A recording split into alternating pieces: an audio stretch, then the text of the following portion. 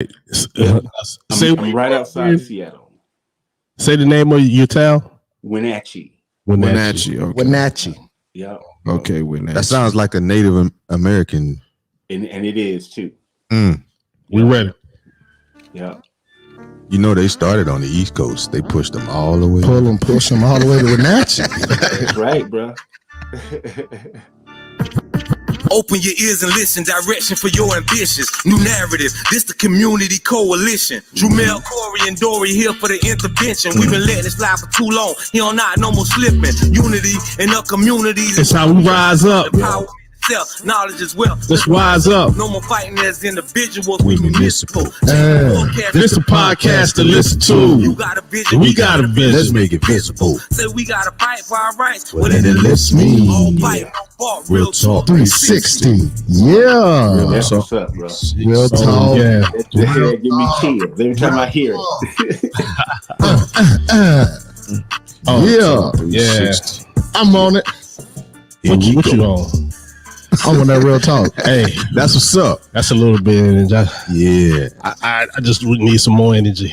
A little You more. know what I'm saying? You Energy. need some more energy? Yeah. It's that type of day, though. Yeah, So man. what you tell the DJ to do? Tell the DJ. Tell the DJ Tell run the that DJ back. play Run it that back, back. DJ. Run that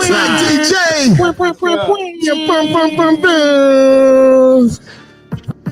Open your ears and listen, direction for your ambitions. New narrative. This the community Coalition. Drumel, Yeah. Corey, and Dory here for the intervention. We've been letting it slide for too long. Yeah. He on not no more slipping. Unity. in Drew, our if you don't say nothing, your face will never be shown. Oh, don't worry. I got plenty to say in a minute. Don't worry about it. Sometimes I like to play the back sometime. I got the podcast To listen to. You got a vision, we got a vision. Let's make it visible. Say we gotta fight for Hey. our rights. Within it, It's listen. me. All bite, no bar. Real Talk 360. I love it. I love it. I love it. I love it.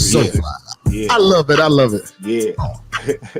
Hey, Talk 360. real talk. Hey. Just a little bit of real talk. There you go. Yeah, listen. I don't know, man. I like mine better. I thought I was in the club just now. Oh, yeah. I like mine better. Run it back, selector.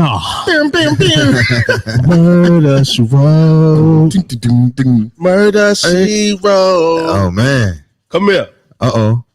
Guest Come around the other appearances. side. Guest All appearances. princesses always welcome. Oh, yeah. Oh, The yeah. queen of the empire. Oh, yeah. shucks now. Special guest appearances all around today. Come here. Yeah. Say hey. Hello. No, hold it. Hello. Tell them people Hello, what you beautiful. So tell them what your name is. Morgan. How Morgan you what? doing, Morgan? Nice to meet you. Morgan lied in the building. You say hey, Mr. Clayton. Hey. Mr. Hey, Clayton. Morgan. Nice to meet you. Nice to meet you too. Nice to meet you too. No, you remember you gotta look up and say, don't be scared. Tell them bye, you gotta go. Bye. Hey, you, Morgan. Go back there with your mom. Yeah. That's my why, right? All day. Hey, All yeah. day. All day. There it is. Yeah. Girl dad. Clayton. What's up, bro? I gotta do it one more time. Shoot. Oh my God. And then we're about to get to it. I know this is a different way to start off. Oh man, them boys, we don't do nothing right. You gotta find some energy, huh? Yeah. You gotta find some energy. We in the club real quick. Hey, Clayton, we ain't gotta find it. You here, baby. You here, You baby. matter. This the community coalition. Hey. True. Corey and What Dory up? here for the Yep. intervention. Hey. We've been letting it slide for Too long. You're not no more slipping. Uh. In our community. That's how we rise up. Empowerment, Yeah. knowledge as well. Let's rise up. No more fighting as individuals. We municipal. Hey. Change the forecast. This This the the podcast to listen to. You got a vision. We got a vision. Let's make it visible. Say we got to Fight for your rights. Within it lists me. Oh, what? No bar. Real talk 360. Real talk. Real talk. 360. Real talk, bro. Okay. Real talk. Real talk. Got to get that track. Got it. Oh man. Yeah, you do so much of that. You can work out to that one. Yeah, Oh, we, yeah. Sir. Yeah. we about to start this off. Oh, yeah. You know what it is, Real Talk 360. Real talk. Today we got a special guest, Wilson alumni. A lot of people say 2 times, but if you did your research, you know he is a 3-time Super Bowl champion. Winner. Two. the alumni of the best alumni high school in the world, the Wilson Tigers. Jesus Christ. Oh my goodness. The man that Jerry Jones said that he's never seen a talent like that before. Darren Woodson said in athletics, you're in his top 4. Wow. Hall of Fame ballot. Darren Wilson said that. He would. How you doing today, Clayton? How was your week, man? How's your week start? How was your week? How was your week this week? My week was great. Every day is great. When I wake up just feeling good, man, about myself. So my week, it went fast this week, man. Friday came and, now it's Saturday, but it went great, bro. Because we was coming. That's I right. knew it. I couldn't sleep last night. Oh man. Oh man. Oh man. We was about to take you back to Florida. Oh man. As we go around the cold, Andrew, you back today? Yeah, I'm back. Good to see you, man. Yeah. How your week go, man? Back in the building, man. Let me, pop my collar today. Man. Back in the building, Yeah, my week went good, man. Just happy to be alive. Happy to still, be in the school system, helping these kids out, doing what I'm doing. Big shout outs to the West Florence Knights. I coach over there too. We won in the playoffs last night. Big win. All right. The middle school season ended. We went 3-4. I'm just happy to be alive, man. Happy my kids, doing good things. And that's what it is, man. Oh, man. Clayton Holmes, man, it's nice to meet you. You know what I'm saying? I heard a lot about you, And I got a lot of questions to ask you in a minute, but What's up? I got something I need to ask. Hey. I was on social media last night. Oh Lord. And I seen my niece. And I didn't know that was her. I did not know that was Maya. yeah, man. Man, I was about to say, hey, man, you got to give her a beating right now. She growing up, man. I saw that the other day too. Man. She growing up. She lost about 17 pounds. Yeah. She working out. She wanna, she chilly and playing basketball, playing volleyball. That'll do it. She gun ho. So I'm just supporting. That's good, man. Supporting her. I guess I always get other people's kids. I remember from right. If I don't see them every day, I remember from right here. Yeah. I remember she was born. Her birthday in January, right? Yeah, right after a week after mine, right? Yeah, she turned 14. Yeah, she turned 14. And then to see her the other day, I said, God, man, how do folks say? Where did time go? Yeah, man. That's how it is. Yeah, it's time moving. Corey. Oh man.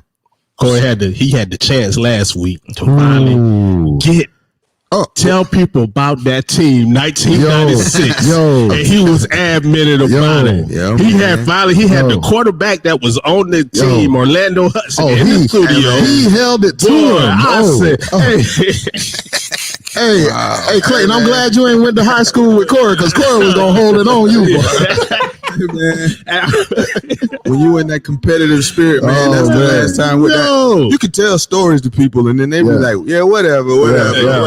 Yeah. I'm like, "Nah, for real." They be like, "Yeah, whatever." So when you finally get a chance to have it validated, confirmed by none other than, oh man, you have to do that. So that got everything off to a great start, man. I thought he was gonna sack Orlando, man. Oh man, I was like, he was waiting on Orlando. Do not hit him up high. It wasn't gonna be none of that, but I just had to let me know and rep at the same time. We take that gridiron thing serious. I wish I'd have been there for that one. Oh, man. Matter of fact, his son plays quarterback for West Florence. Okay. How was your week, man, with the kids at the crib? That's it. Work? That's the favorite part of it, man. They make everything. That being that girl dad and being hubby.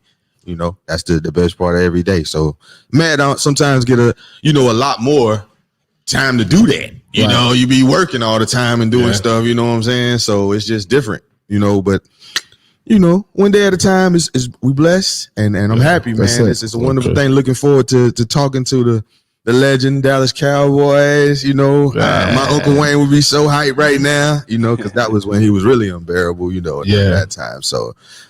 Glad you could be here to join us, man. But, but fellas, good to see y'all. Good to see you too, bro. You know what I'm saying? And to my left. Oh man, it's me, Dory McAllister, always representing Timmonsville High School, class of 1998. We good. Hey, listen, November. Hey, Mr. Holmes. Yeah, I know you by default, right? So we're gonna get into that. I know you through your late brother, Kenneth Wyndham. Yep. So man, we got a lot to talk about. Hey, listen, I have no notes, so everything with me and you gonna happen organically because when I tell you I know you, I know you. Hey, we gonna go through your Facebook stuff, and when you post your stuff, me and you were talking on Facebook, it's gonna happen organically, man. Oh, that's love it. November is a huge month for me, man. My wife and I celebrating 20 years of marriage. Do you know what today is? 20 years, man. So y'all probably knew each other longer than that. Yeah, too, right? man. Listen, hey, on the 10th, we'll be 20 years in. My son will be 21 on the 13th. My daughter will be 16 on the 24th. My alphaversary is on the 13th, so November is crazy for me. That's for sure. But I pinned this in, Mr. Holmes. I pinned this in when they told me you was going to be in the building. Excited about this, man. Excited. So you already about $3,000. Excited. You know what I'm saying? You know what I'm saying? Oh, that you already about $3,000. You know what I'm saying? That's why I can't do that cup. Right. You know what I mean? November's crazy. Man. It is. Hey, listen to this, man. All right. As I struggle up this long hill, life so strange. It's filled with pressure and pains that make you veer away from your game. Now you're lost your aim. And it's all a part of the game. To see if you can rise and maintain, there's so many things to blame. Yes, there's a blame. Whose song was that? You don't remember that? You can hear me, Clayton? I hear you, bro. I wrote that, and you gave me chills hearing somebody else say it. That's his song? Yeah, that's his, man. Oh, snap. Lord, where my life go? Damn. Oof. How long ago did you write that? Bruh, I went back home in 2004, and everybody in my family is musically inclined. Both of my brothers started playing the piano just from listening. And so I wanted to learn music. So I got my youngest brother gave me a keyboard. Music helped me get through depression. It helped me get through a lot of it and then I listened to some of the stuff I wrote, and it brought tears to my eyes, listening to the songs and the beats I made, things I thought I couldn't do. So I wrote that in 2005, 2006. Yeah. That's good. That's what's up. And you was raised, like I told you, I rode by your old stomping ground, 1080 West Harmony Street. That's it. That little blue trailer. We was right there. Yeah. He said, yeah. Yeah. That brought back a lot of I'm so happy I'm at peace now with things that have happened in my life, because I've looked back and I understand it all. Now, if you probably would have brought up West Harmony Street 15, 20 years ago, that probably would have shocked me. But I've gone through my past, and everything is just beautiful. There's just a beautiful understanding. But yeah, a lot started right there on Harmony Street. And Mr. Clayton, one of the things I don't mean to cut in, but one of the things that I appreciate about you, and I'm sure we'll talk a lot about this, is the fact that you've been to the highest of heights and you've been to the lowest of lows, and everything is open book. Like everything is, you will talk about it all. Like it's just it's open for everybody. What makes it that way? There's this thing that, when you're young, or you hear people say, hey, you need to let that go. You need to let that go. I used to always say to myself, and I couldn't say it to the adult. That's the one thing about growing up where I grew up too. We didn't have a voice. We were like, okay, you do what I say, or do it just because I said it. And there's a lot of thoughts that you have, but that you can't say. So I'm at this point now to where I'm past that. And man, the information just rushes in. The questions just rush in now. So I'm not afraid anymore to question anything because it's brought me peace. It's brought me understanding of who I am. So that's why I am an open book. So y'all be careful about what y'all ask me because I know that I am love, peace, and understanding. I know that. I honestly know that that's who I am. And I can't go wrong being that. I cannot go wrong if I stay in character. And that's who I feel that I am. So that's why I'm an open book, because it brought me this peace. It brought me to this point of understanding. There's nothing in my past I'm afraid to face. Or, we go through traumas and we can't remember the traumas. It's our mind's mechanism to protect us. But that mechanism is gone now. So if something comes up, it might shock me for a second, but I'm like, oh shit, let me go into that a little more.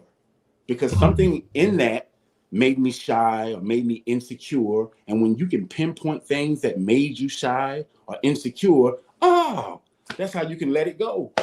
So I've learned, I understand what let go means now. So that's why I say I'm an open book. I look forward to things that come up in my past that I haven't dealt with. Okay. That's beautiful, man. That's beautiful. So you was born August 23rd, 1969. Yes. Right down the street at McLeod Hospital. Yes. To Claudia Holmes. Yes. And your dad name was tell me I forgot your daddy name. I've been saying it all week. Say it for me. Philip Wyndham. Philip Wyndham. Philip, they call him Bubba. Yeah. Dog catcher. Oh, really? He was a dog catcher? Yeah. Oh, man. They say your parents met in the 60s. Your parents met. Your dad went to Virginia to help your grandmother move and met your mama. That's it. That's what I seen. That's it. So after then, that's when they got together. Mm-hmm. But then it's crazy because as we talk about trauma or we talking about things that happen, your mom met your dad, but she had a lot of stuff that was going on with her. Right. Now, I guess her boyfriend got killed and shot a year before he met your dad. Yeah, her first husband. Yep. He got killed. You wasn't born yet, right? Nope. Okay. Then her brother died in Vietnam. Yeah. So when she met your dad, they had like a love-hate relationship. Yes. Yeah. So like my first relationship. Yeah. And you could see in patterns. Yes. Because it say one day they would be in love, but the next day she would be putting 22s in his body. That's it. That's it. Not that she shot him one time. She shot him twice. That's it. Mama didn't play. Pop didn't play either. Oh, man. Yeah. And then she said, I pulled my gun because one time he said that a man touched her hand in the club. Yeah. He pulled her over the bar, pulled her outside. He went to back up the car or something, and she shot him. Yep. And then she said, "Good shot too." Yep. Oh. Yep. Oh. Yep. Wow. All that to say it because all I read, man, all the stuff that I read about you is that trauma was always in front of you. Yes. The wrong path was always in front of you. Yes. So it took a lot out of you to jump over them wrong paths because when you walked out your house, you saw whether with you and Bam going to the store and he telling you to steal, and you stealed, and now that's how you felt love from Bam because you stole, or the fact that you came home and tried to do your homework and asked your mother to help you. She asked you, "You can't do it. Why you stupid?" So everywhere you went, and then you had your dad over there. You had your dad wherever. When did you? Because I saw that they never married. So I saw him, the typical black dad, with not knowing, thinking that when I came back around and I bought you some sneakers or something like that, or if I took you out, they said to a baseball game or something, that I was showing love, Right. but not knowing what's going on inside of you. Right. So tell me about you and Bam and the stealing part.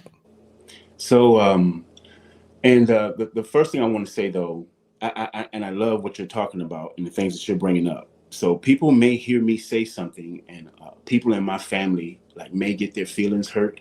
But I want everybody to understand that the things that I talk about, it is for the children. I am the voice for the children that are afraid to speak to their parents or are afraid to say something to their parents. So when we go into this, I want everybody to be prepared because feelings are going to get hurt because I'm going to talk about things that all of us have done. But there's no need to feel too much shame about it. Just feel what that is and know what my purpose is so we can just let that go. So you asked me about BAM. BAM, I tell people my first real experience of someone showing me love was in a baseball game, but that was incorrect. It was BAM.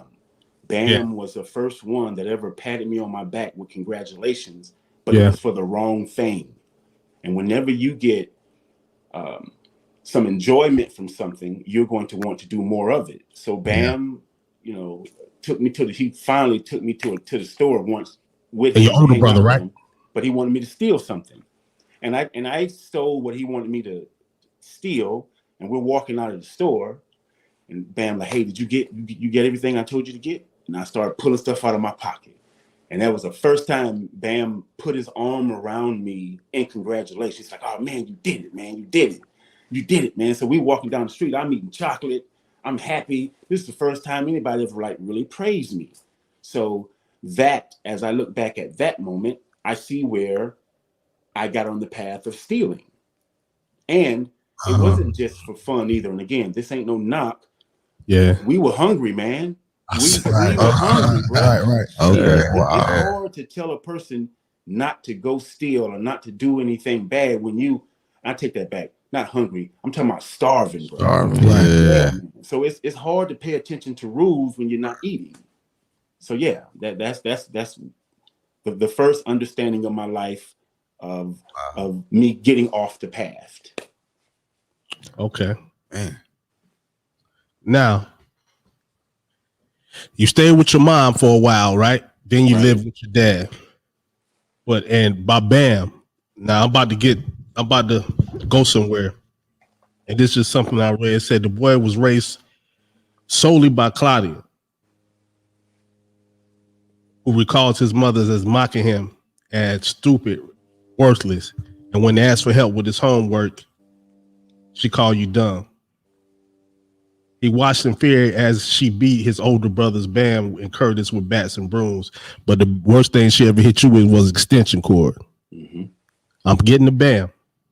Yet nothing absolutely wounded you deeply until Bam snuck in your bedroom one night and molested you. Mm-hmm. Now, when I heard that, I was thinking about, big brother, little brother. But then it goes back to all the trauma that was going on in the house. And I'm like, and then I remember you said Bam ended up dying like 10 years later.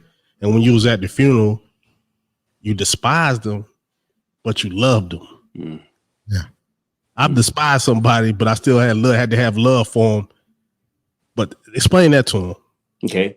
And that's when I signed with the Miami Dolphins too. I just got into treatment and they brought up my past.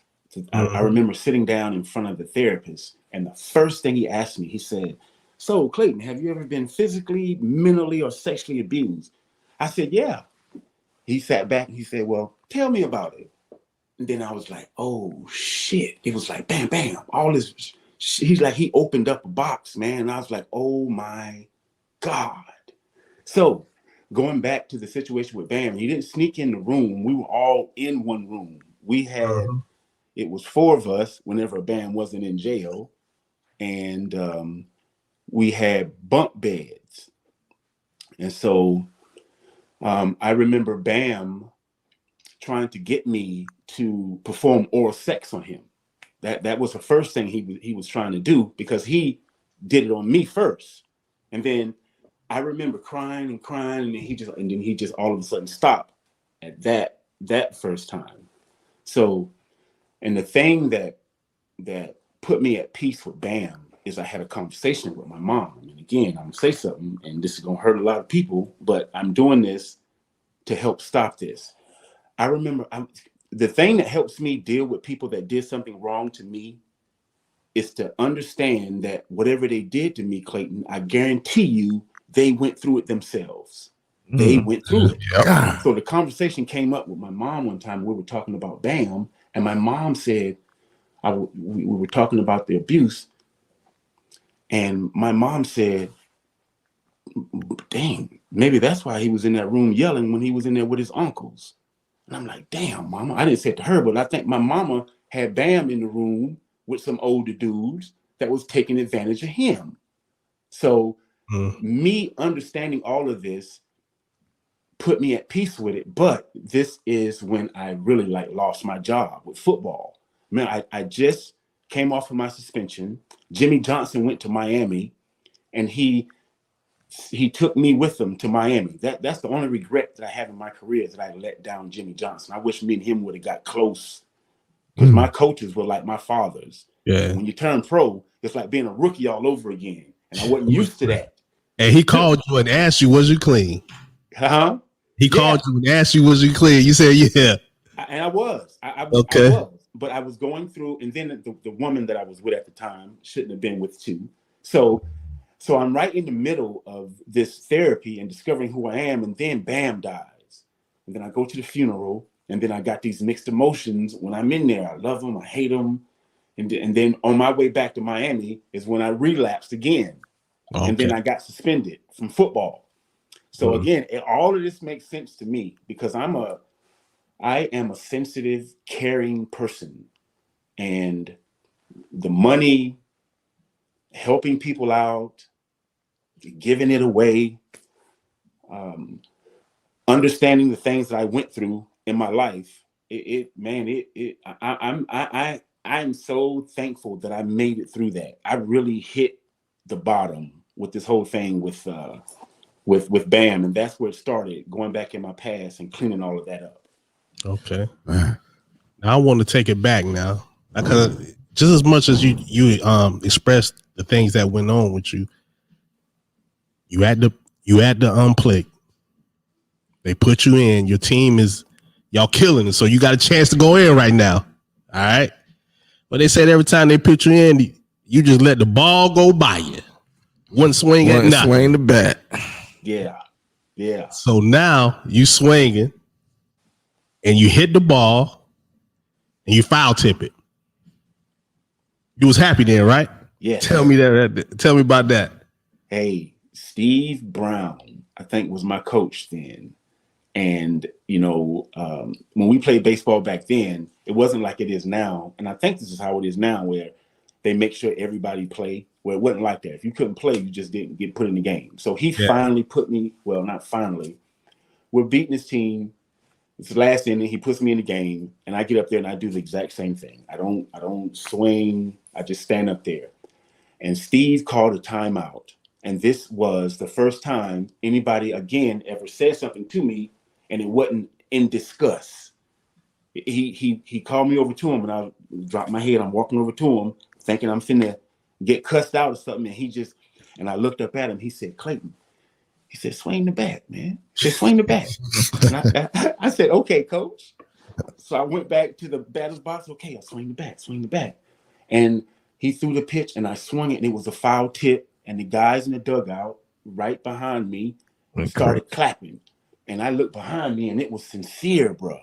Again, I didn't grow up with any kind of affection. And this ain't no knock on nobody, but that's another thing that I've done too. There's this meditation where you remember like the last time you were happy. I don't care if that was 5 minutes ago, 10 minutes ago, 30 minutes ago. But when you find that moment, you try and find another moment. And the goal of this meditation is to see if you can find the very first moment that you were like happy. And so doing that meditation, it took me back to that is the happiest moment of my life. Me hitting that baseball and what I went through. I'm a person that believes, and this is why I've been chasing this feeling, is that I was transformed. I didn't know what enlightenment was then, but I was enlightened, bro. Something happened inside of me, and it was beautiful. That was the day that I became an athlete. I went from dribbling a basketball with two hands to not hitting to just zoning in now, because I got that excitement from hitting that baseball. So when I saw those guys clapping for me for the first time, everything was just slowed down. It was truly like I was like in the Matrix, and I'm back in the batter's box. Yeah. And he throws the next pitch, man. It seemed like I just could have reached out and like caught the ball. And I stepped into it and ding. And this, if you play baseball and you hit one you right, You hit it just right. Yeah. Right. Woo. So bam, I'm running to first base and I hear people saying, "Drop the bat, drop the bat." I throw the bat down, bro. I hit first, I hit second, I hit third. It's a stand up triple. And the guys in the dugout now are going bananas. Steve, pat me on my back, and now I'm laughing uncontrollably. I'm laughing. I got my head down. I can't stop laughing. Yeah. And then it's like, okay, you got to stand up because the next pitch coming. So I stand up and I look and I can't see nothing. It's completely black. I can't. And then all of a sudden, my eyesight started coming back, and I see this bright orange dirt. I hear the people in the pool at the boys' club. I was just about to ask you, was y'all at the Boys and Girls Club? Yeah, I hear birds chirping. And as I look back at that moment, it's like, damn, that put me right in the moment. But before that, I was in my head, like, what am I gonna get my ass beat for when I get home, or what am I gonna eat? I was always in my head, but hitting that ball put me right in the moment. I was transformed, and that's the feeling that I've been chasing with sports, looking for those transformational moments. And I've had 2 amazing transformational moments, but excuse me, hitting that baseball changed my life. Okay. Now take me to Wilson, because we're about to go now. About to wake Corey up over there, because I know what he waiting on. Take me to Wilson High. You playing football now. It was a dog. Wilson High School. Hold on, we got some. First, before we go to Wilson High, did you play rec football also? The first team I played for was Trans South. Okay. Yeah. What was it? City League. You played for City League? City League. Okay. All right. Yeah. Okay. All right. What year did you get to Wilson? I got to Wilson in 1984. 5. Okay. Oh, 84. I got to Wilson in 1984. So tell us, Wilson. You about to say that? Okay. Tell me what happened there. This where it all starts. So I go from City League, and I'm at Wilson now, and then we had a B team. I don't know if they still have the B team where you're in the 9th grade, you play on the B team. Coach McCants told Coach about me. Coach started paying attention. I think I had no, I take that back. This was JV. This was my first. I played B team, and then I played JV. Okay, yeah, JV and that. So my first practice on JV, Coach pulled me over to varsity. So Coach take me over to varsity, 9th grade, 10th. I'm a little confused about exactly 9th or 10th, but Coach moved me over to varsity. And so here's another magical moment in my life. Excuse me. I was a real shy, quiet kind of a guy, unless you get me mad. So I'm playing quarterback, and they pull me over to varsity. We're running the wishbone, and Coach wants me to run a quarterback sweep.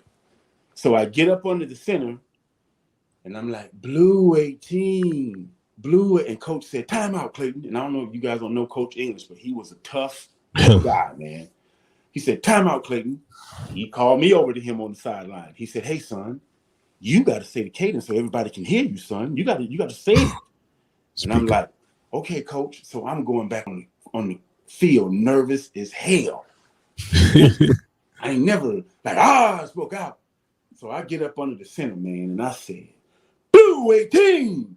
And I could see the damn line woo, kind of God damn. I'm like, blue 18, blue 18. And we ran the play, And shit, everybody was shocked, I guess, because woo, I went around the outside and just took off down the sideline. So Coach English was another person in my life that saw talent in me that I didn't see. So I played, a long story short, with the high school football. It's the end of my football season, and I had a wonderful season playing high school football. What year did you graduate? What year did you come out of high school? I came out of high school in 1988. And the word of advice, guys, my little youngsters playing ball, if you got a coach that's tough, I'm going to tell you a simple way to keep him off of you. Just do what he say. The end. Oh, Lord, say it again. Say it again. Just do what the coach says, man, to the best of your ability. Just do it. And he will. Coach Ames ain't never yelled at. Well, I'll take that back. He yelled at me one time, and I ran a touchdown after that. He got on me. It was the last game of the season against Lake City, and we were down, and we shouldn't have been. And coach was going off on everybody. He said, "Clayton, what the hell are you out there doing?" I was like, "Oh, it was 4 years." And he never raised his voice to me. And I was like, oh, my goodness. I got to get back on Coach's good side. So we went back out there, kickoff, bam. I ran the kickoff back for a touchdown. He looked at me and said, yeah, no, you stay over here on the sideline. And he let the other guys play. But this is the moment where Coach Angel, I feel like, was placed in my life. I feel like there's just these angels that were just placed in my life, and Coach English was one of them. Yeah. It's my senior year, and my high school career is over. Now, guys, I want y'all to understand something. I never thought about going to college. I never thought about playing no professional football. None of that stuff. I wasn't. I didn't think I was going to go to no college. I didn't think I was going to graduate from high school. Damn. But Coach English called me into his office, and he said to me, he looked at me and he said, son, are you thinking about going to college? And I laughed. I said, Coach, I don't even think I'm going to graduate, Coach. And he put his hand on my leg and he said, son, he said, you're going to graduate from high school. He said, son, you're going to go to college. He said, hell, son, you can play professional football. Yeah. And nobody has ever said that to me and meant it. And I knew that he meant what he said. And he said he was going to help me get into college. And that's exactly what he did. He found North Greenville Junior College, and they didn't even have a football program yet. It was our first year of our football program, and we went 10-0. I seen that. Wow. First year. Y'all sure y'all went 10-0? Yeah, bro. 10-0 that first year. That first year. Yeah. And and you said, one of you brothers said you was from Timmonsville. There was a brother from Timmonsville, was a running back for us. Wesley. Damn, what was Wesley's? I can't remember his name. I hope I think of it before I leave. But we had a brother from Timmonsville in the backfield. Wow. But here's another magical moment. After Coach English told me that, the next class I had to go to was English class. And I am so excited about what just happened. I seriously pull out my notepad and I start practicing my autograph. I started practicing my autograph. Yeah. And the name that I was writing under my autograph was Dallas Cowboys. Clayton Holmes, Dallas Cowboys. Clayton Holmes, Dallas Cowboys. Right. On the page. Clayton Holmes, Dallas Cowboys. Clayton Holmes, Dallas Cowboys. And I put on another page Chicago Bears because that was my second favorite team. Yeah. So, a few months later, Coach English said I was going to graduate from high school. I did, even though I had to go to summer school throughout my junior and senior year in high school, and every year in college I had to go to summer school to be eligible. But Coach said I would graduate. He said I would get to college, and he said I could play professional football. And in April of 1992, Jerry Jones, it's the day of the draft. And now again, even when I was playing in college, I wasn't thinking about going pro. But it's my senior year. And this brother calls me. He said, hey, my name is Tank Black, and I'm an NFL agent. And I think you got a shot of going to the NFL. I was like, huh? You didn't even think you was going? No, I wasn't even thinking about going to no pros. That wasn't even on my mind, bro. He had too much other stuff on his mind. Yeah, that wasn't even on my mind, bro. Now, check this out. Before we get to the NFL, you held the record for the long jump in South Carolina. It's still there. You ran track. It's still there. Yes. You still got it? Still got it. Still got it. It's still there. Wow. Nobody's broke that record yet. How long? You know how long it was? How long? 24 feet, 7 3/4 inches. Long jump? Yes. That's almost out the box.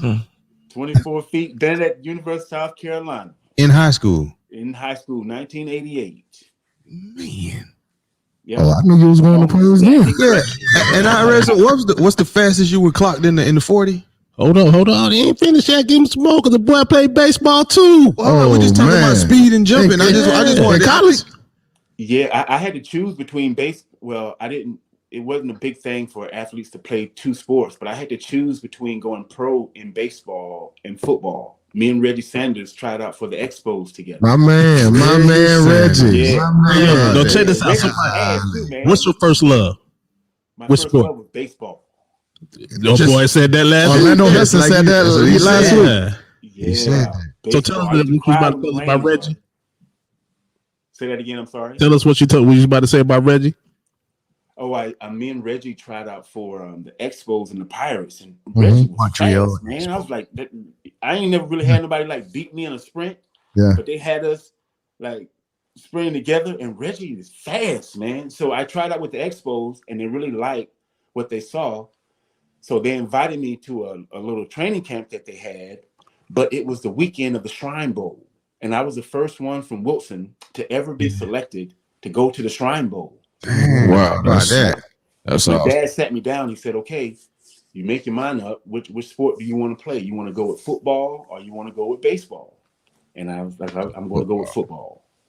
Man, and not to compare different, stories, but just that we had Orlando last week, and he was saying how similar situations, options were available to try both sports, and whereas you were given the option to choose yourself, his pops was like, "Nah, son, you gonna go ahead and put that football down."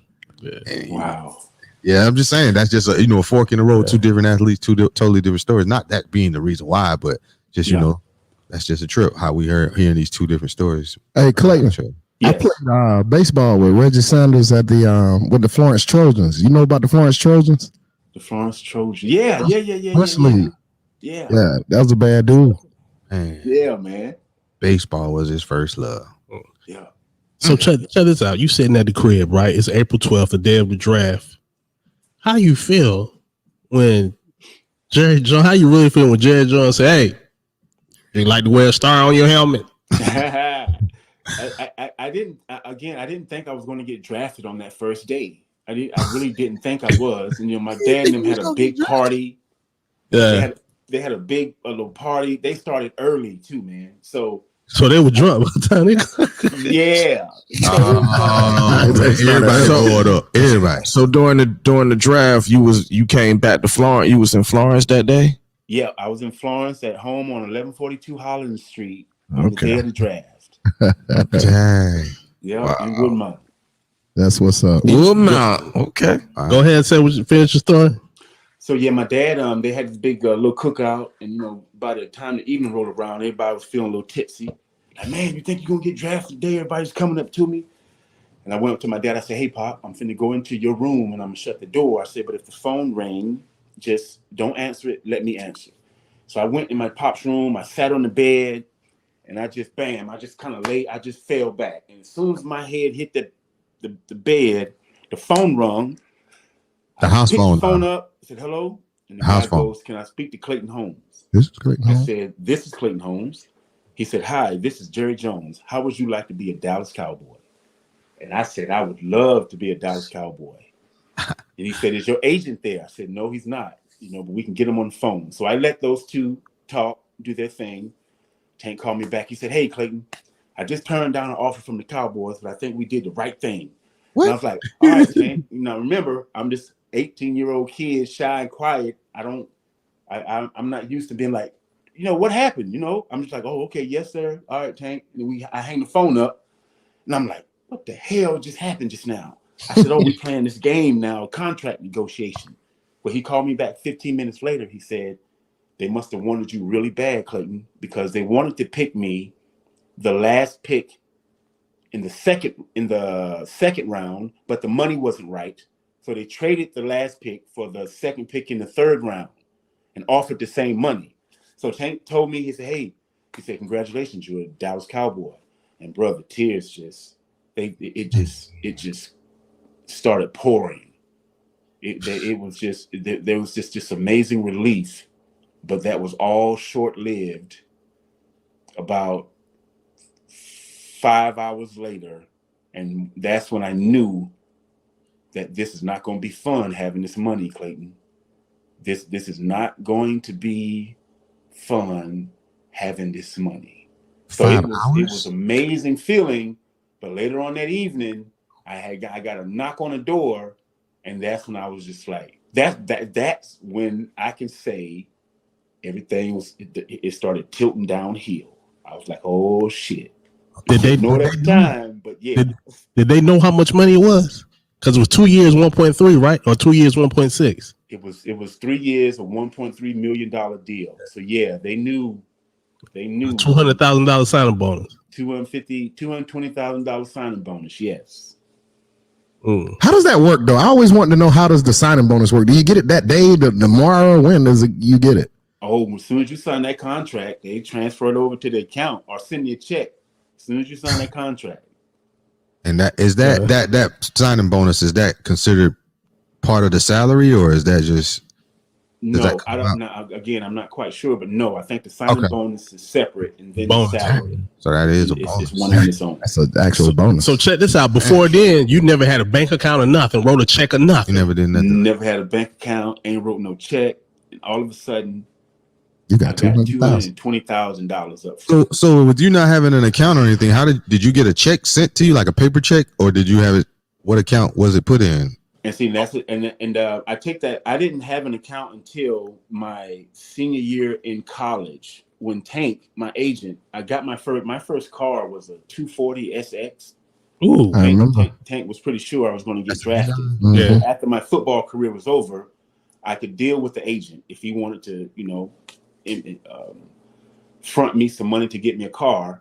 So I got a car, and Tank started an account then. And even though Tank started the account, I still wasn't like writing no checks or anything like that. Right. Okay. But I got the account already started before I got drafted. Gotcha. Okay. So what happened when you get to the great state of Texas? The way he didn't say why, he knew it wasn't 5 hours later. He knew why it wasn't. Yeah, go back to that. Yeah, go back to that. Why 5 hours later. Yeah, why wasn't Okay. What led you to say this ain't gonna be fun? So this is something I have not talked about publicly, but I'm going to be talking about this exclusive a lot. It's just my relationship with like women. My first relationship. I had my son Dominique. Y'all know him as Dominique Henry. I had my son in July, right before my senior year in high school. I had a son in high school. Right. And so when I told my dad that my girlfriend was pregnant, he said to me, "You ain't going to no damn college. You're going to go out here and get a job. You're going to take care of this damn baby because I ain't taking care of no baby." So I've always been working ever since we found out I was having a son or baby. My dad, I was working, putting me to work, always taking care of my son. So I go off to college. She goes off to college. We do this breakup makeup thing. And then all of a sudden, one day, I never forget this day. I'm up in college in summer school by myself. And this was our final breakup. She called me and said, "It's nice to go to the mall and get what you want. It's nice to go to Red Lobster and eat." She was messing with a dude that was dealing drugs. She was taking care of him. So yeah, we broke up. And something else that fueled her fire is that after she broke up with me, I was dating a white girl, and I came home with her too. So back to what happened that evening.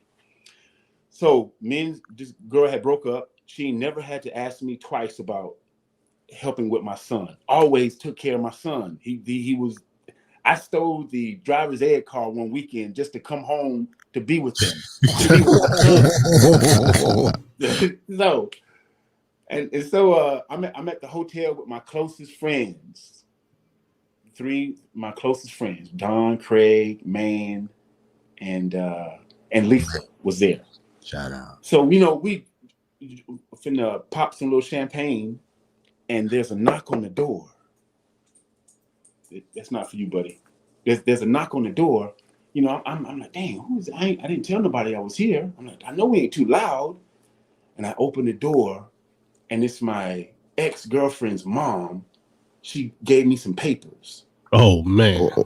And I was like, and that's my stomach dropped. I said, do they honestly think I ain't gonna take care of my boy?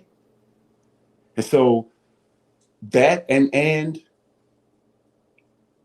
up until 2002, that woman had still been hounding me about like money, even though when we set we set a price. I got her a car. I got her out of debt. Got her mom out of debt. We had this price set. About 2 months later, my agent said, Clayton, she want more money, man. I was like, what? It's like she want more money. So we go to court, and there's a limit in South Carolina where I think that there was a max child support deal of $1,500 was all that you could get, no matter the amount of money the person was making, which is not like that in Texas.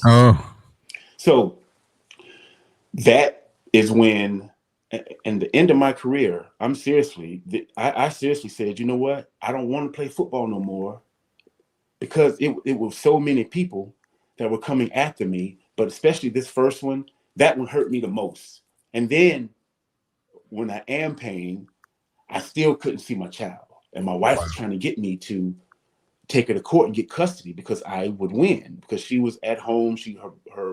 Her brothers were selling drugs. I could have got custody. And then I said, no, I don't want to do that, because that was my first time trying to kill myself. That was when my parents got custody of me, my dad got custody of me. That was my first time seeing my mom cry. And I never thought about killing myself. And bam, I went straight there, and I was like, damn, no, I don't want to put them through that. So that's what I mean by there was this high moment, and then there was this moment to let me know, Clayton, this is not going to be fun, bro. There's going to be a lot of people coming after you for money, family, friends, and you being as generous as you are, you're going to end up giving it to them. And that's exactly what I did too. So that's what I mean by bam. It was a highlight, and then boop, I saw where this is going to go. Damn. That's crazy. Yeah. And what make it so bad, the woman went into child services. She went into that field of making sure dads are paying mom's money. She had a hatred, man, that was just terrible. And again, I'm not talking about this to make anybody feel bad. I'm talking about this so it can be stopped. If there is a woman in this mind state, or if there's a man that sees these things about to happen, to avoid these things, because it's not going to be good for either party, especially when you have someone that will, if you pick the phone up and say, hey, Clayton, I need $2,000 to do this. Even when we were broke up, if I had it, I would have gave it to her. So that was the thing that just hurt so much, that people thought that I wasn't going to be there for them, especially my family. That's the thing that hurt. Right. And let's get back to that, because there's a lot to go with that. Mm-hmm. But let's take it back now. You arrive at Dallas at the Cowboys Stadium. How you feel? I feel good until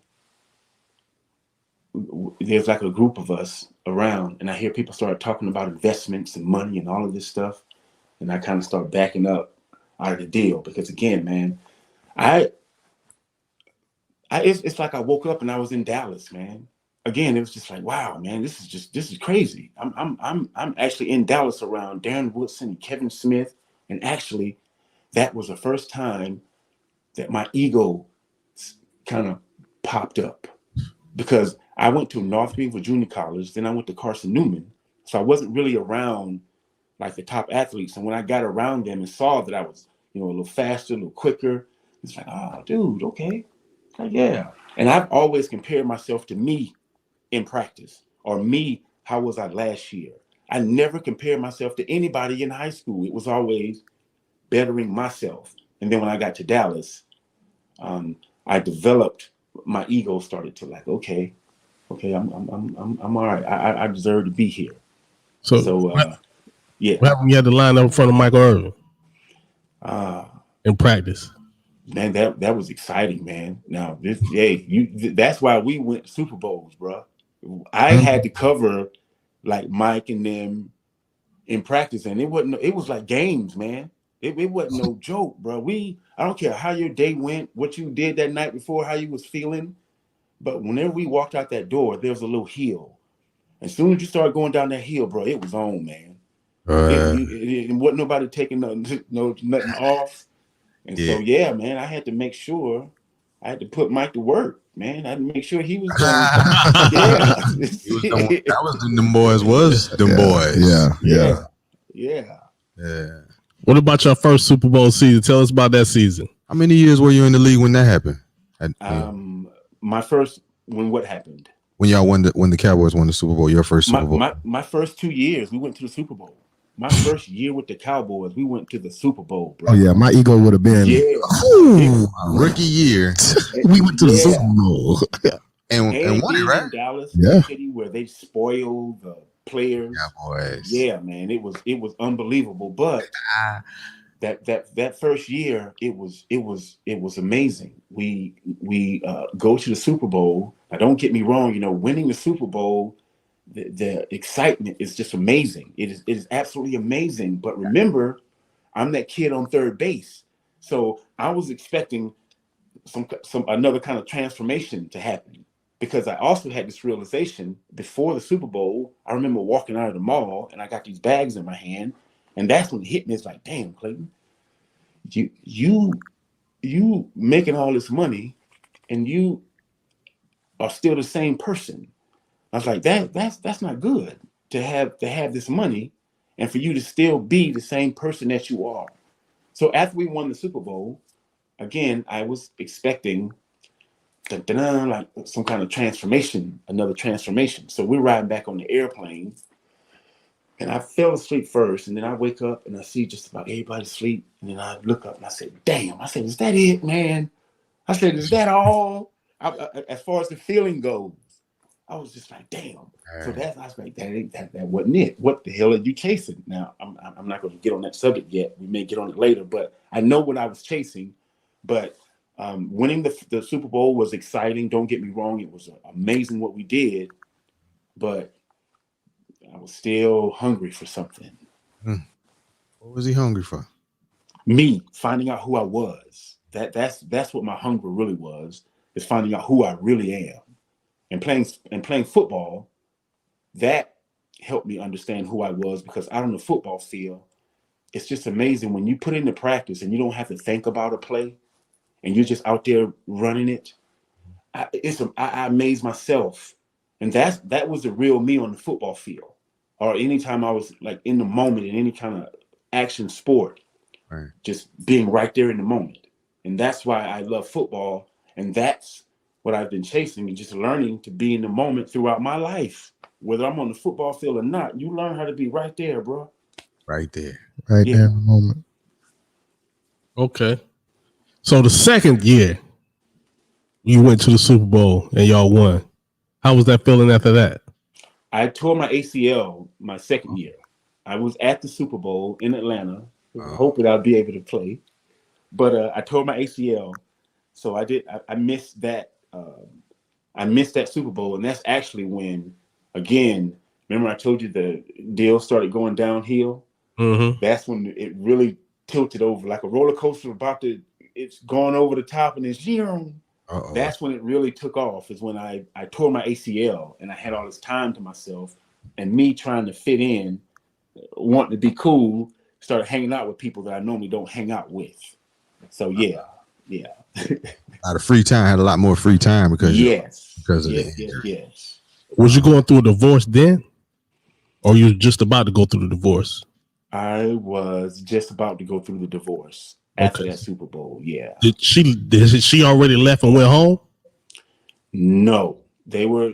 I was still married at the time. They were all at the Super Bowl. My mom and dad were at the Super Bowl. Did I bring Scooby Long to that Super Bowl? No, I brought him to the first one. Okay. So, yeah. 2 years.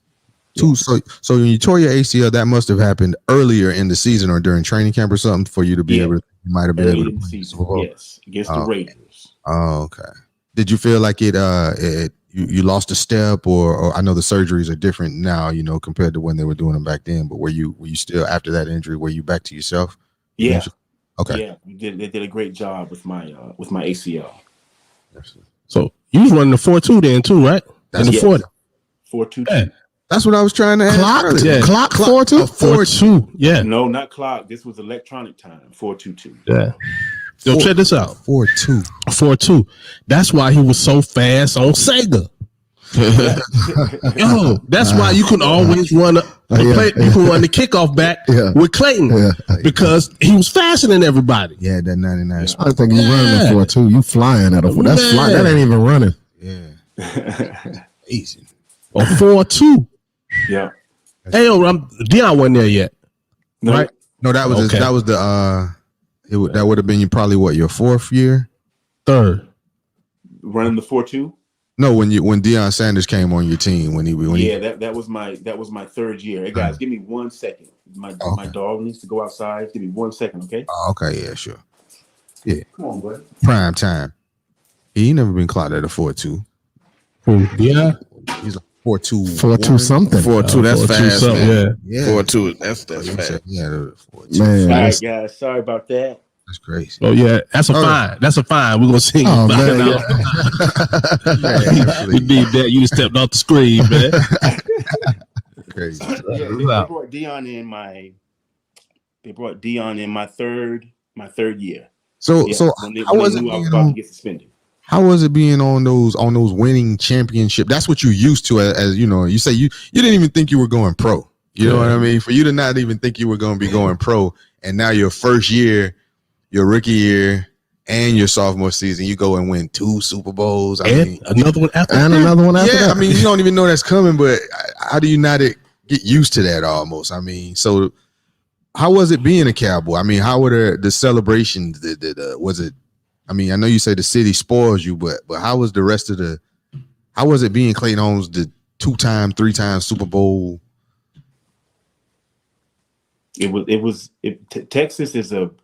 Texas, Dallas, Texas. They love their football, and the energy there was just amazing, especially when we were winning. And I think that same energy is kind of picking up again now. But that energy was amazing, and being around people like I don't care what people say about or what they heard about Michael Irvin. I have never in my life seen anybody flip the switch like he flips the switch. If the season's over, Mike's gonna chill. Mike's gonna do his little thing. But man, when that season start, bro, it is all business. It is all work. I can't think of a day of practice where it seemed like Mike just wasn't into it. He just figured get his ass. He get you going, man. And it's just good to be around that type of energy because it just brings the best out of you. It wasn't just Mike. We had James Washington, Ken Norton was another dude. Get me chills thinking about Ken. Yeah, Ken was a beast. So when you're around people like that, bro, you can't help but to bring out the best in you too. Yeah. Jimmy Johnson influenced that culture. That was a winning. And Jimmy, Jimmy, see, and that's what if me and Jimmy would have connected, like all of my coaches connected, whew, they ain't no telling how things would have went because that was my coaches were my dads, and if they needed me to do anything, and all of my coaches from high school to college, there'll come a point in the game, man, where they'll look in my eyes, and I know that they need me to do something special, and that's just a beautiful feeling. It's like your daddy. It's like if you love your daddy and your daddy's proud of you and you want to impress your daddy with something and you know what's going to happen after you do. Shoot, that's what it was like for me. And it was just a pat on the back or just to look at me sometime like, damn, who are you? And I had one coach ask me that, Coach English. Like he asked me, who are you, son? And that was another standout moment in my life looking back at my past. Because I've been trying to figure that out. Ever since he asked me that question, I've been trying to figure that out. So that was my what brought the best out of me. Knowing that my coach needed me. Yeah. So when Jimmy left, you were still on the Cowboys when he left, right? Yeah, and I was the only one he brought. Jimmy Yeah. had a lot of faith in me, and I let him down. Again, that's the only thing I regret. I let Jimmy down. No doubt. It's amazing. Yeah, he brought me into Miami to be the starter. Yeah. Man. I'm gonna get there But life, Yeah. timing is everything sometimes, and Yeah. man. So you tore your ligament. 1995. You were suspended. You tested positive for cocaine. Mm-hmm. Then you say, I never thought of myself as an addict. Mm-hmm. So tell me about that. That's great. My first test that got me into the program was cannabis. The season was over. My 3 years was up with the Cowboys, and I went to try out for the Detroit Lions. I read that. And I just started smoking cannabis. I didn't know how to roll a joint. I didn't know measurements or anything. I just started smoking cannabis. And so I called my agent and I said to him, I said, hey, Tank, I was smoking some cannabis. Is that going to be a problem? He said, no, everything's going to be fine. So I went to Detroit and they gave me a test, and they were supposed to test me for steroids, but they tested me for everything. And so when the NFL doctor at the time was a Dr. Lawrence Brown, when he called me on the phone, he said, hey, Mr. Holmes, I have a test here and it came up positive for cannabis. Can you tell me why it's in your system? I said, yeah, because I was smoking cannabis. And he said, well, okay, you're going to be in the NFL's drug program, which means you got to take 3 UAs a week. You got to talk to the team psychiatrist, and you have to go to AA and NA meetings. Now, I'm just involved with this stuff. So when I went to see that therapist, after that first visit with that therapist I told you guys about, I wanted to get high. Yeah. I walked out of that first meeting, and it was like I was running from who I was. Sports kept my mind at bay from all of the things that I've been through. And now I got this person that just brought all this shit up. And I came out and I looked around and said, what the hell am I doing in Dallas? I wanted to get high, man. So now they put me into an environment where, and again, no disrespect to anybody, but there are a bunch of addicts and users. I learned about cocaine, ecstasy. I learned about all that shit in treatment. Started drinking coffee and smoking cigarettes in treatment. Wow. That's crazy. Yeah. And then me, I kind of like to, if I'm around a group of people, I kind of like to fit in with the group of people that I'm around. So again, I was thinking about this last week, man. All the times I'm sitting up there saying, hi, my name's Clayton Holmes, and I'm an addict. Hi, I'm an alcoholic. Man, I'm so far away from that stuff. And again, there are people out there that are seriously addicts, and they've used AA and NA to like help them. But that's not for everybody. To be forcing people to call themselves an addict when you haven't really looked at their past to understand who they are. I kept doing things not to make people upset, but there's nothing in my life that I got in trouble for that I did one time. I always like go back, no matter how much pain I went through. I always seemed to try and sabotage my life, my whole life. And so when the thing about the drugs came up, it wasn't no different. I kept doing the same thing, and then knowing that I really didn't want to in my heart. But that was an experience going through all of that. And I'm proud to say that I'm not a alcoholic. I'm not an addict. And but that was again a wonderful experience. But that was painful too, having people not listening to me, not listening to what's really going on with me. Like, oh, you gave another test, so you and you gave another positive test in like 4 months. So you must be an addict. And I was like, no, you don't know Clayton. You just don't know me. Man, after not having delved in it for the majority of much of your career, the timing couldn't have been worse. I like Exactly. Everything I'm you sorry, do, guys. you do it big. I'm sorry to do this. Just give me 2 seconds. Oh, okay. That's another fine. You said that's another fine? I think it's crazy though, the way. So when you talk about talking about his life, right? Talking about his life and people in the counseling, they tell you not to talk about it because it re-traumatizes you. That's why they don't want rape victims to talk about rape. All right, I'm back. Sorry about that. But him, he make it so easy. I guess he makes it so easy to talk about. Yeah. And that's inspiring to me, Clay. I'm sorry. Now, what was that, bro? I'm sorry.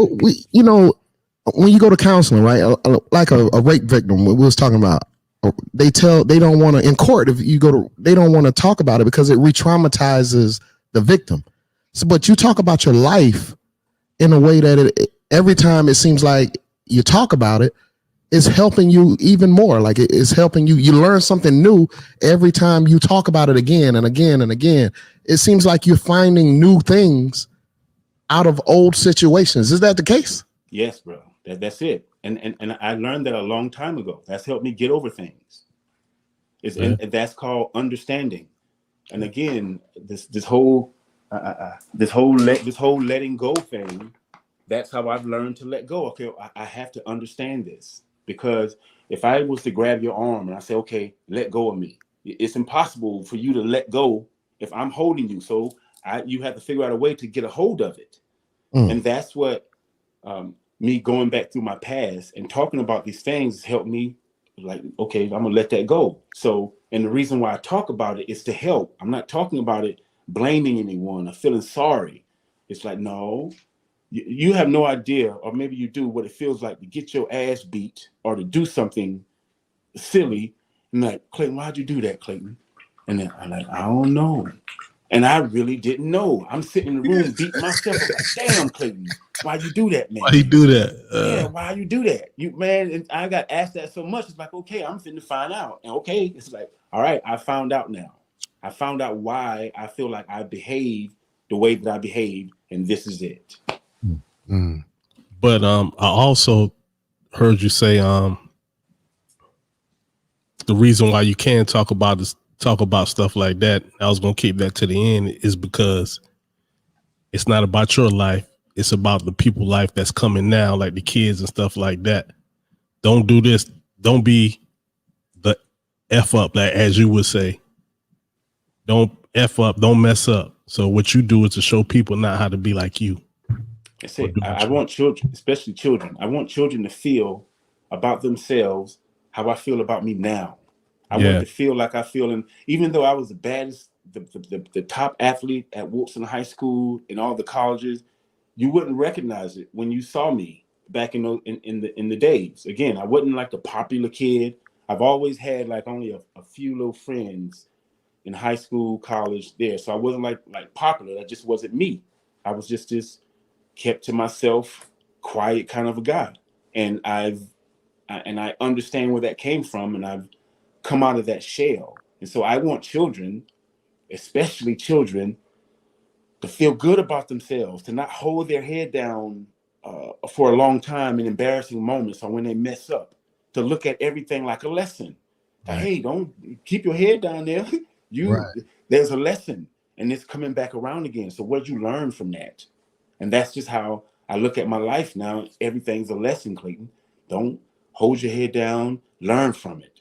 And that's what one of my missions is to get kids to, no matter what situation they're in, to understand their mom, their dad, or whatever they're going through, and understand it's not anything personal with them. That and there's something in you that you need to find. Being calm and assertive. That's the thing that's why I speak. That's why I do what I do. I want children to feel the confidence that I feel about myself.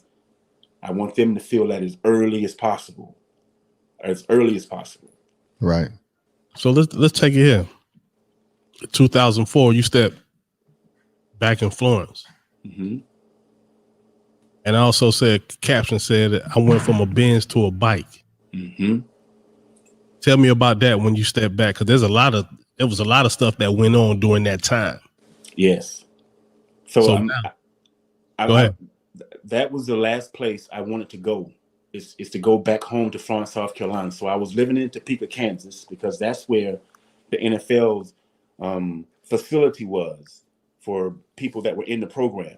It was called Meninger's Clinic. It was in Topeka, Kansas. So I went into the clinic there, ended up staying in Topeka, started working with juveniles in Topeka, Kansas, and wanting to avoid home because, I'm not playing football anymore. And I know what the gossip is, but I'm in my place one night, and all of a sudden, I think this is when 9/11 had happened too.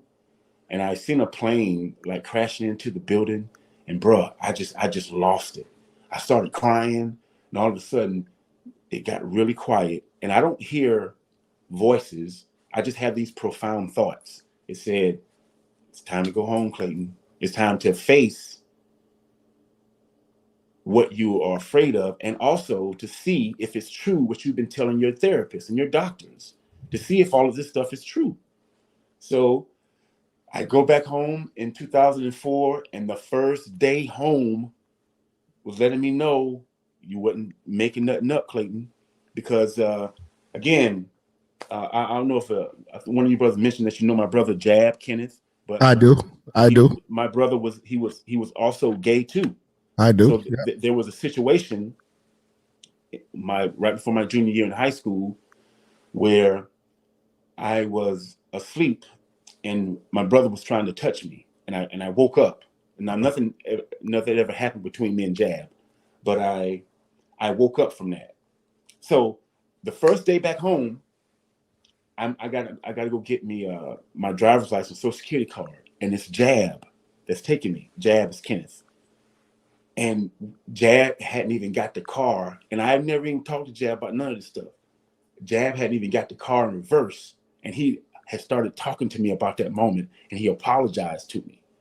And I'm like, damn, bro, that's just so beautiful that you brought that up, because I've been talking about this stuff, and now I'm like, damn, Clayton, did this really happen to you? Like, did this really happen?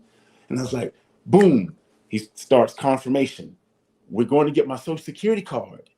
I go into the Social Security building, and who do I see? The old man across the street from my grandmama that used to molest us. So it's just like, it was magical at the time, and that's why whatever we're thinking God is, what it is to me is, it's like, okay, Clayton, you sure have been asking a lot, son, but I can't show all this to you at one time. I got to show it to you in bits and pieces, and that's exactly what has been happening with my life. He's like, okay, if I'd have shown you this at that time, you wouldn't have been able to handle that. You probably would have killed yourself. You went deep into drinking and that. But so everything I feel like was just placed at the right timing for me to deal with it. The right timing for me to deal with everything. So me going back home in 2004, my brother doing what he did. And then this is the thing that hurt me, bro. Like, there was not one friend that could have called me and needed something from me when I was playing football. So I've lost everything that I've had. I don't have any more money. So there were a couple people that I helped out in Florence. I'm talking about with big time money. And the one that really hurts, I'm not going to say his name. I go to the brother and said, hey, I really need to get $5,000 back. Right. Say that again. I was supposed to say it, right? At least Go ahead and say it, Clay. Just go ahead and say it. This is real talk. You ain't trying to hurt nobody. This is helping the kids, Clay. This is helping the kids. I might say his name. So I'm like, yo, man, I really need that money. And he looked at me and he said, because he called me and said, hey, there's a truck that I want to get, but the bank wants to charge me too much interest to get the truck. And he wanted me to send him $5,000. And I ain't hesitate. I went and got a money order. As soon as we hung up the phone, sent him the money. 4 or 5 years go by. I'm coming up to him, and I'm knowing that, he ain't got no 5,000 to just give to me. So, he set up some little kind of payment thing. The brother looked at me and said, you ain't give me no $5,000. You ain't send me that, man. You ain't. Like, yo. And then the thing was, I still had the carbon copy of that damn receipt. Yeah. So you got receipts. Keep everything. Got receipts. Yeah. So it was just that too. All the people that I helped out, everybody was just looking at me sideways. It was tough. I had to go back there and deal with that, and I'm so happy I did. But that was the toughest part of what I call my recovery, is going back to South Carolina in 2004. Yeah. But they teach you that. Did they teach you that in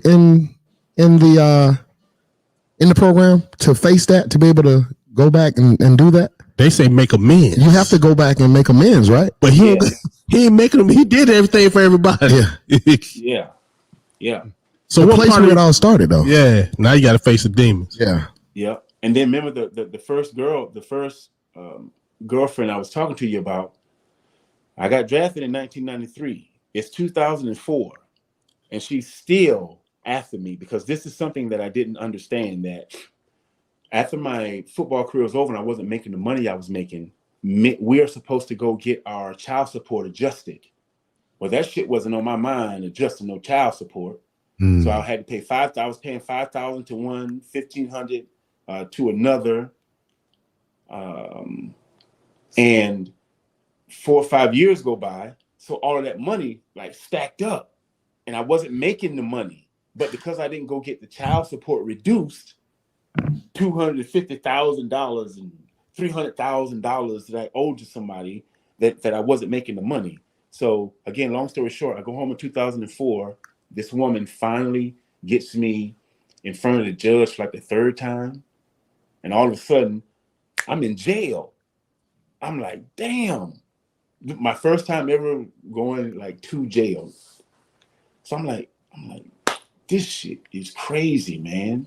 It's like this woman has finally, the hate in this woman is so bad that she's still after me. And this was even after the ESPN story came out, the bends from a bike. Right. So I'm expecting people to like, okay, yo, you know what? I really understand this dude now. Let me back up off him a little bit, especially the women that were in my life.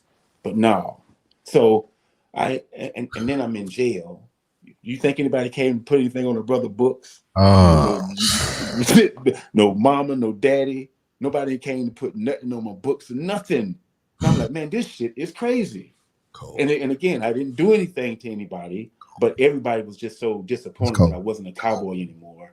They were like really hurting. But that's just my life, man. And again, I'm not knocking or mad at anybody in my life, but that's how I always felt. Like this little outcast, that I wasn't really going to be shit, but all of a sudden I became something. And then this is something that we have to understand too, as people. You can subconsciously, especially if it's somebody in your family, not want them to do well when they've succeeded in something.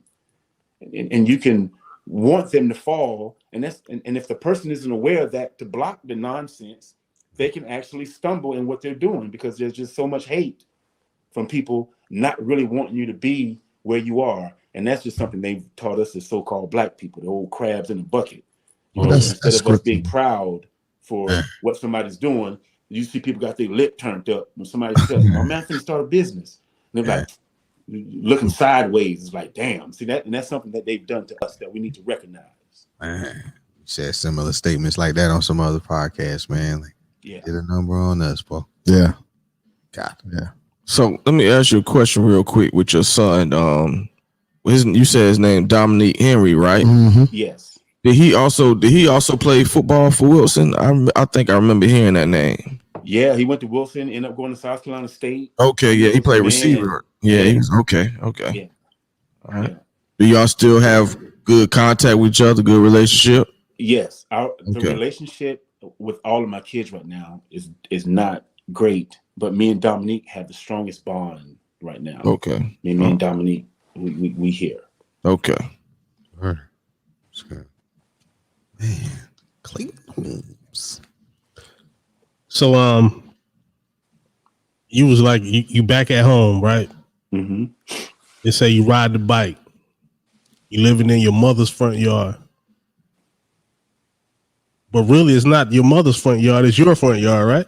Yeah, exactly. So, So she says you bought the house in your name, let you live. She lived in your house, Then she said he only bought me a $3,000 car. Yeah. And then I know that killed. Yeah. And so me living in that abandoned house in front of my mom's house, that was another house after she got out of the house that I brought her.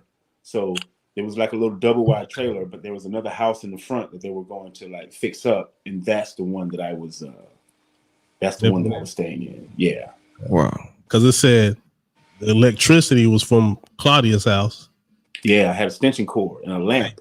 That old orange extension cord. Yeah. And a lamp. Yeah. I had that.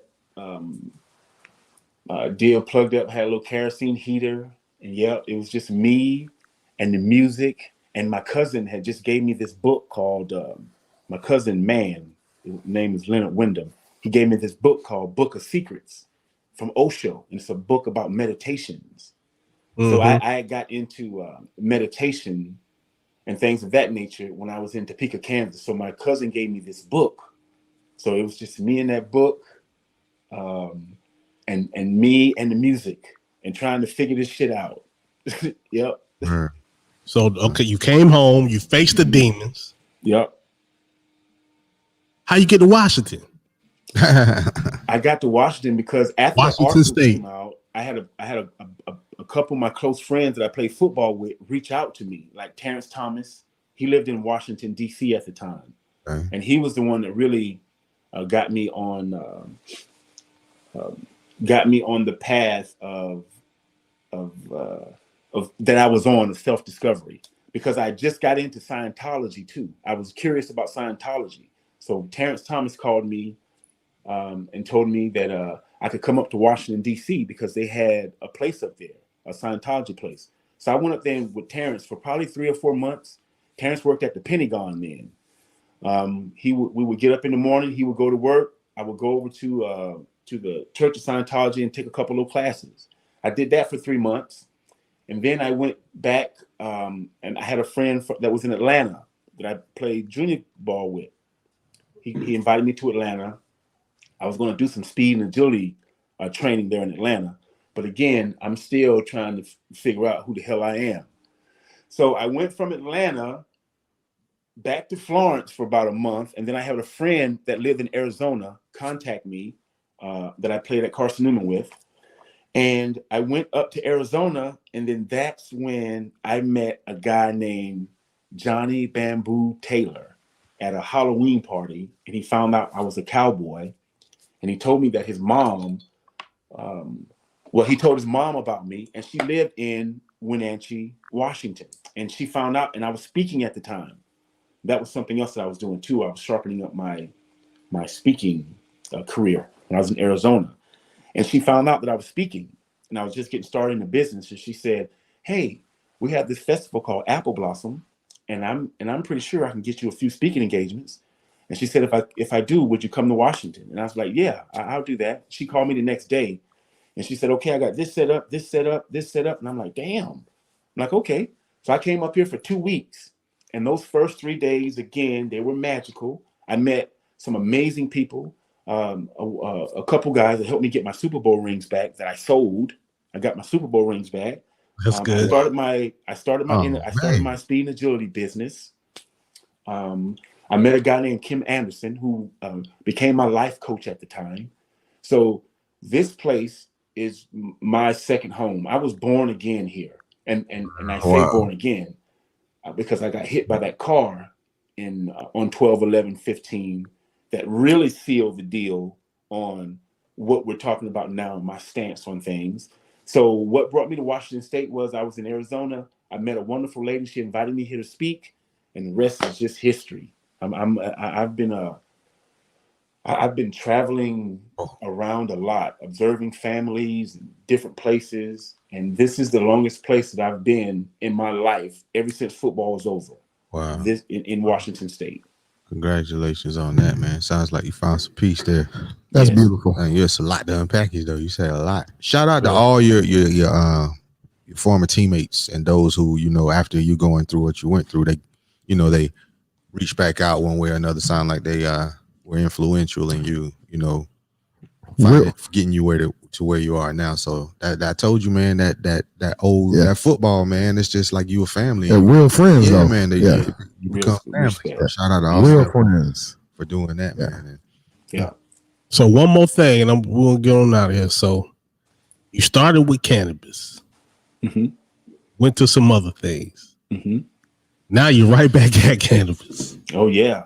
So now you're a promoter. Now, right? You're a promoter and everything, and now you telling about the medical side of cannabis. You worked at some cannabis with iHeart. Yes. iHeart place. Yes. I think I knew all that. Have a heart. Have a heart. Yeah. So tell us now what you do with cannabis now, or what you do on that deck that you're talking about. Yeah, bro. See, and everything is just it's meant to be. You know what we call that? Say that again. You know what we call that? What's that? 360. That's it. 360. So my first time smoking cannabis when I'm playing professional football, which was my second time overall. I smoked cannabis when I was in the 11th grade. I went, me and my Hope got into, my first girlfriend got into a fight, and my dad used to smoke cannabis at the time. And I went up into his little stash and I rolled me a joint. That was my first time ever smoking it. I just laughed my butt off. And then the next time I smoked cannabis, it was another little disagreement with my girlfriend in college. And I smoked some cannabis with a friend of mine, but I was drinking at that time too. So that was a terrible experience. I was drinking and we were smoking, so I was sick. But the time that I smoked cannabis in Dallas, I'm riding in the car with, I was about to say some names I wasn't supposed to say. I'm riding in the car with a couple buddies of mine, and they were smoking ever since I was in Dallas, and it just never was me. And so I'm about to ask my wife for a divorce. And damn, I'm just thinking, every time I was with cannabis, it had something to do with some kind of dispute with a woman. But I'm about to ask my wife for a divorce, and my boy's sitting beside me. I was like, man, give me that joint. And it's like, what? I was like, yeah, give me that joint. And so I started smoking. And then probably about 15, 20 minutes later, after it kicks in, I jumped into the conversation that they were in, and I never kind of jumped into the conversation with them. And then bro looked at me. He said, "Damn, Clayton." He said, "Say that again." I said, "Say what?" And I can't remember exactly what we were talking about at the time, but it was something. And move, Kevin, move. It was something really deep. So why I like cannabis was because it cleared my mind and allowed me to think and explore my thoughts. So when I go into treatment and I'm telling them, because again, I'm fresh into it. It's like, and I'm sitting in my room after a meeting, I was like, you know what? These are the 3 reasons why I smoke cannabis. I smoke cannabis because I focus better. The sex was better too. Because again, when I preach, brother, man, I'm telling you, I mean, shit, you said 2 good reasons. Yeah. The sex was better because it kind of, when you just heard things when I was younger that I would be in my mind, but the sex was better. I was eating and my attention was better. I was like, these are the 3 reasons why I use cannabis. So I'm excited. I write these things down. I'm like, I'm gonna go in here and get us to my therapist and we're gonna take care of some things. But whoop, it went right over the head, bro. I was like, this is the reason why I smoke. We had to weigh in every week in Dallas, and if for every pound that you was under or overweight, it was $500 or $200. Can't remember exactly what it was, bro. I remember I used to put a 5-pound weight in my jock strap so I could meet the weight, because whenever I played sports, whenever I exuded myself, I didn't want to eat. I was the type of dude, and I'm like that now, which I'm finding out is good. I eat breakfast and I'm good for the rest of the day, damn near. Some people like that, yeah. Yeah, I'm just good for the rest of the day. But playing professional football, bro, you can't do that. You got to keep your weight up. And so I used to put a 5-pound weight in my jock so I could hit my 185 weight and I was supposed to be hitting. So those are the 3 reasons why I was messing with cannabis. And so I'm telling these people this, and then check this out, bro. What's the odds of me coming to Washington State, right? One of the first states that legally that made cannabis legal, and it was already medical. Now I didn't know this before I got here, but we were the first state to recreate, and I was like, okay, Clayton. So you obviously supposed to be doing something in this field and getting people to understand this beautiful herb and not take advantage of it like they've been showing us. So long story short with that, bro, it is medicine. Yeah. There's not a compound in that plant that our body doesn't produce. Not from THC, CBD, every compound in that plant, our body produces it. So people just need to understand the plant, understand what an indica is, a sativa is. There are some that you're going to smoke and you ain't going to want to do nothing. Those are the ones that, for people that are in pain, they have body problems, or if you want to go to sleep. So it's just all about understanding it, respecting it, but it is medicine. I'll stand up for it. I'm proud of it. I'm proud to use it. I'm proud to make my own medicine. There's nothing wrong with it. We just need to be taught how to respect it and use it. It's an herb. It was criminalized in America. We know why. Know why it was criminalized. That's good stuff. Yeah. But wrapping this up, right? Say that again. But wrapping this up, okay. If you had one thing that you wanted to get across to people, children, that you took from your life, what would it be? The one thing that I want to get across to children and to people is to understand that, especially children, that the goal in life is to truly find out who you are, and you're going to get around people in your life, from teachers, maybe your parents, they're going to help you figure that out. But the goal in life, for the kids, is this simple thing, is learn how to be calm and assertive. Learning how to be calm and assertive and thinking. Calm and assertive, thinking, bettering myself. All of us have things that we are doing that we know doesn't fit in. So I don't know if you guys can hear that deal out there, but my deal is to just hey. What? Hey. So yeah, my thing is just to get people to understand that there's a reason for whatever it is that you're going through, and as soon as you can understand that, the more at peace you're going to be with whatever situation that you're in. Knowing the control you have over yourself. That's it. All right. That's beautiful. Hey, man, I appreciate it, man. You coming through, man, and you're welcome to come back anytime you want to. Yeah. Hey, bro, yeah. I appreciate you guys, and I definitely look forward to doing this again. I know I know brother mentioned something about, he wanted to ask me something about some of the things that I post. So yeah, man, just this can go long, this story with me, but I would definitely love to do this again. Answer any kind of questions that you guys have. Again, like I said, I'm an open book, and I know I post a lot of questionable things. But one thing I want, before I leave, I want people to understand this too. The things that I post, I'm not a conspiracy theorist. There's not one conspiracy that you're going to find on my Facebook timeline. I have everything that I post, I have diligently done research in it.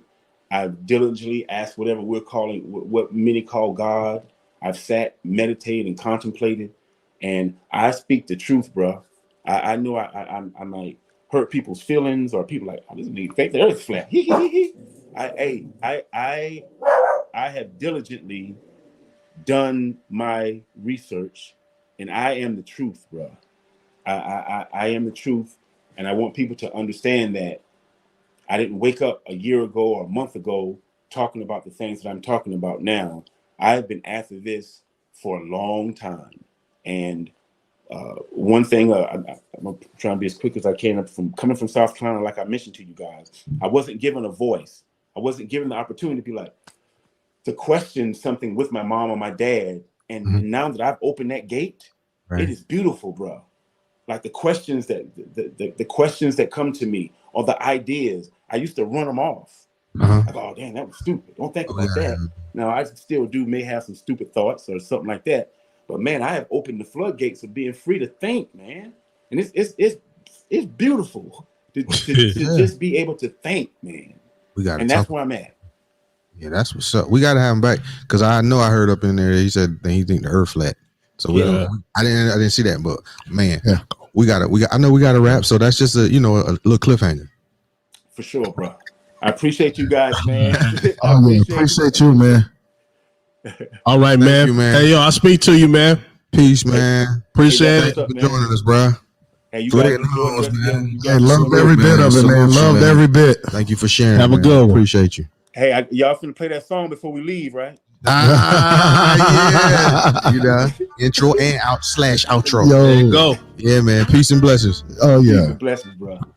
Open your ears and listen, direction for your ambitions. New narrative, this the community coalition. Drumel, Corey, and Dory here for the intervention. We've been letting it slide for too long. Here not no more slipping. Unity in our communities is how we rise up. Empowerment to self, knowledge as well. Let's wise up. No more fighting as individuals. We municipal. Change the forecast. It's the podcast to listen to. You got a vision, we got a vision. Let's make it visible. Say we gotta fight for our rights. Well then enlist me. All bite, no bark. Real talk. 360. 360, baby, real talk. That's what's up, man.